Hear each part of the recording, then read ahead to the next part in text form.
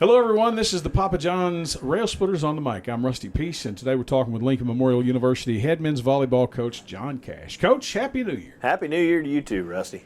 The new year promises a lot for the LMU men's volleyball team. Above and beyond the talent level that you have here, the depth, the recruiting class that you brought in, the returners that you have, it looks like COVID-19 is going to allow for us to get this season in. Yeah, we'll knock on wood on that real quick.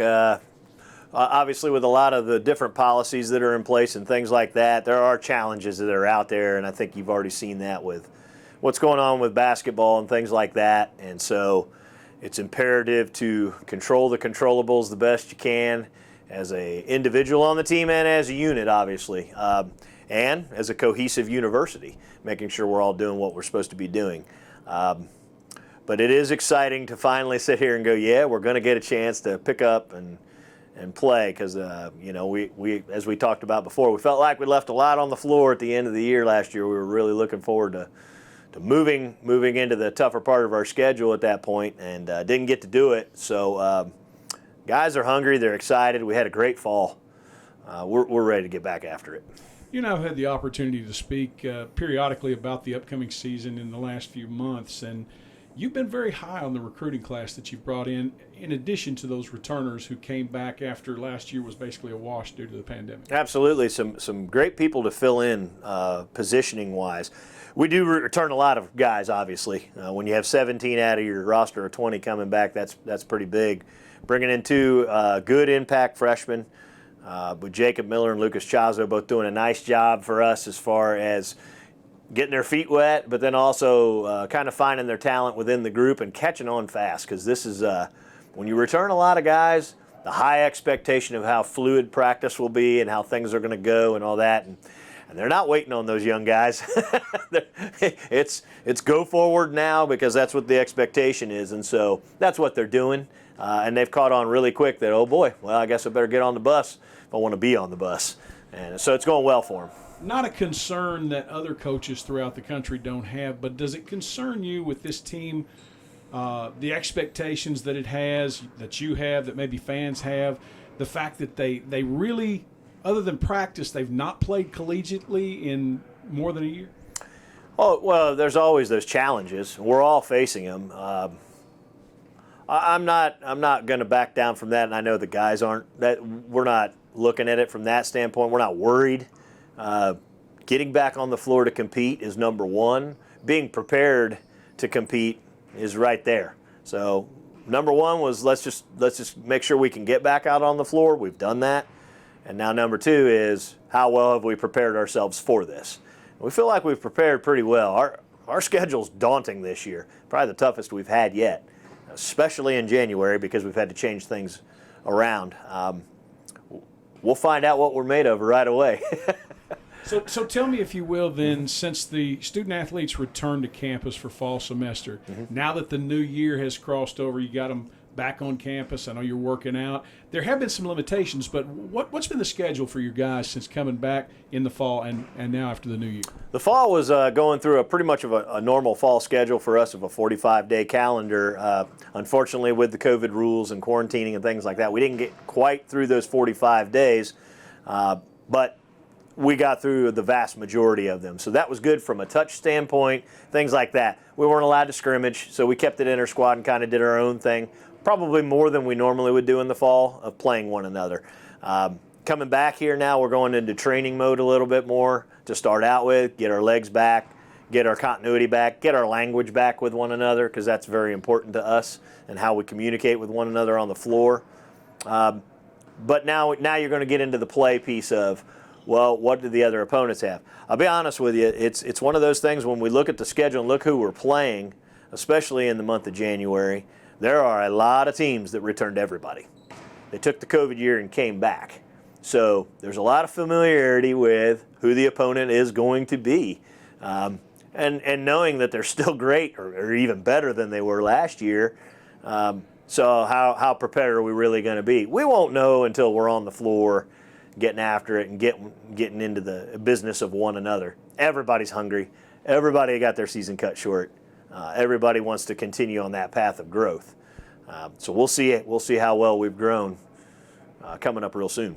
Unfortunately for you, your team, the schedule for 2021 is arguably one of the toughest ever. For sure. You've got some definite strength out there in terms of your opponents, and the early portion of the schedule doesn't really allow for what we would like to look at as a home floor advantage. Right. So when we did our schedule the first time, because there's been 5 revisions, the very first schedule we were heavy at home in January, and then on the road and looking at more opponent-based bigger schools in March.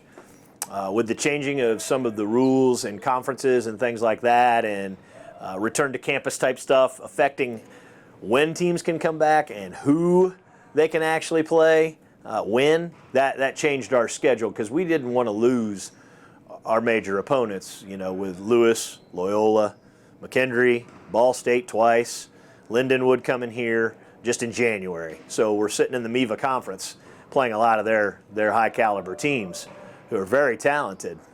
We didn't want to lose those guys, and they reached out to us, which that says something to us as a program, that they didn't want to lose us off their schedule. They wanted to play us. So we're excited by that. That's a big deal. But then, going back to the fact that we're looking at that going, well, we're not at home as much. But after we had a year like we did last year, I'm happy to be playing, and I'll play. That's kind of the thing. You just tell me the rules and the outlines, and we're going to get after it. We don't care who it is. We're just going to be happy to be playing. There's the blessing in disguise, or the gratitude in the negative, whatever you want to call it. It forces you to reflect on some things and go, you know what? It could be worse. We've been on the worst side of this. We didn't get to play. We didn't get to finish, and that was gut-wrenching. But now we have an opportunity, so it doesn't matter. Let's just get out there and compete and have fun with it, and be as smart as we can so we can continue to have fun with it.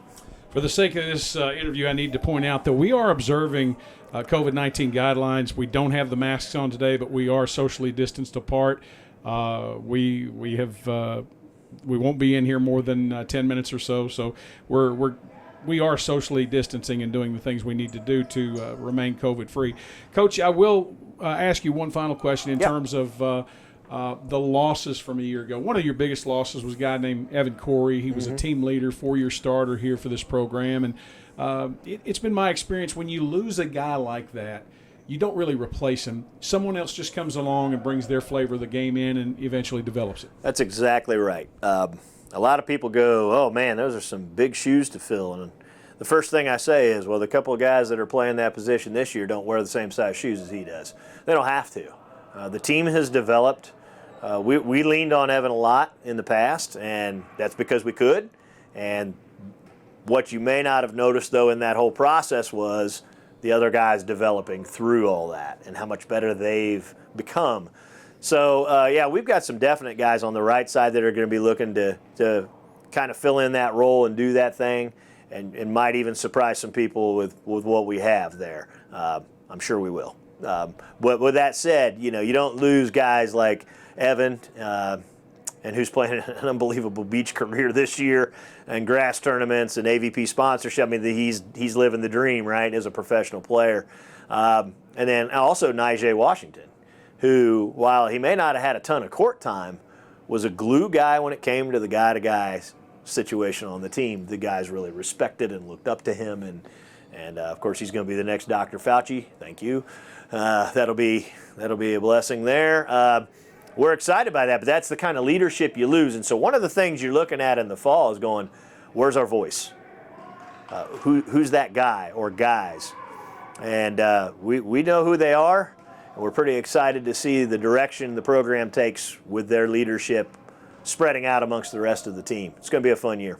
While you do have a lot of veterans returning to this year's squad, probably the one guy that's under nobody's radar is Pedro Carvalho. I mean, he's out there. He's on the front line. He's the first face you see when you're on an attack, and he's quite a wall out there when he's on his game. Yeah, the Brazilian wall, right? He's a man out there, and graduated in time now. We're all set there, starting his graduate school stuff. So another guy who's looking at a professional career once he's done here. He's definitely excited about this season coming up, and excited to be with the group that he's with.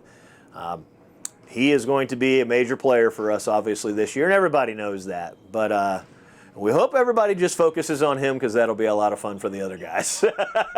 So yeah, but that's a good thing. When you have someone like that, that does open up the game for other guys and makes delivering the ball a lot easier because they're like, man, who do we play? And then when you put him back into the fold of it, hang on, he's a termite killer, that's for sure.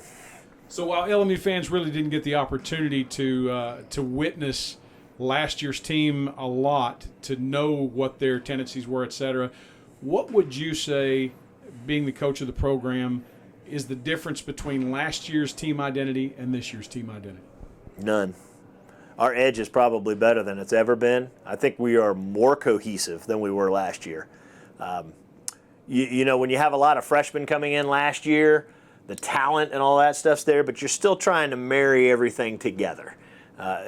Things have had time to marinate now, right? And when you like to make a good steak or something, you got your nice little sauce, or if you like making some fish and you got to soak it in something, you'll put it into something and you let it marinate for a while so that it absorbs some of those flavors you want.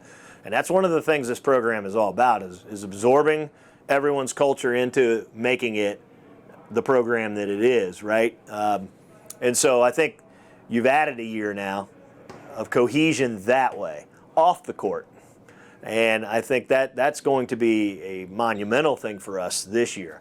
Last year, you could see the talent. You knew we had talent. You knew we had that type of stuff. This year, I think you're going to see more of the even tighter camaraderie amongst one another, and because you know we're boisterous, and that's kind of one of our edges, is just how we carry ourselves and what we do to prepare.